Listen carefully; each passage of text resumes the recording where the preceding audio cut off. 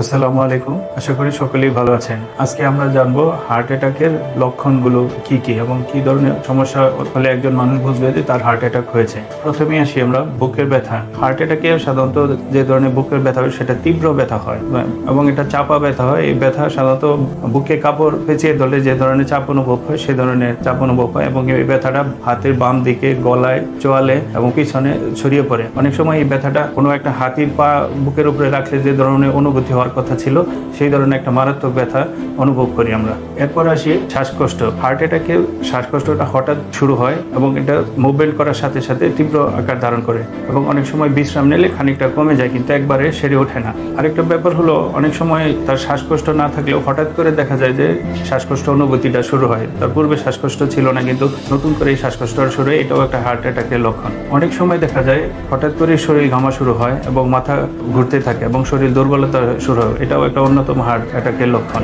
Heart অ্যাটাকের রোগীরা সাধারণত তীব্র বুকের ব্যথা এবং শ্বাসকষ্টের পাশাপাশি তার বমি বমি ভাব হয় এবং পেটের ব্যথা অনুভব করে এবং এই বমি বমি ভাব এবং পেটের ব্যথাটাও একটা উপসর্গ হিসাবে দেখা দিতে পারে হার্ট অ্যাটাকে। আমরা অনেক সময় বমি বমি ভাব এবং পেট ব্যথাটাকে অনেক সময় গ্যাস্ট্রিকের ব্যথা মনে করে অবহেলা করি, কিন্তু এটা খুব কোনো সময় অ্যাভয়েড করা উচিত না। সচেতন হতে হবে যে এটা হার্ট অ্যাটাক কিনা। হার্ট অ্যাটাকের রোগীরা অনেক সময় বুকের ব্যথা অনুভব না করে ডিসকমফোর্ট ফিল করে এবং অস্বাভাবিক একটা অস্বস্তি ফিল করে। এটাও অন্যতম একটা হার্ট অ্যাটাকের লক্ষণ। আমি আবার একটু আপনাদেরকে সংক্ষেপে বলে দিচ্ছি লক্ষণগুলো।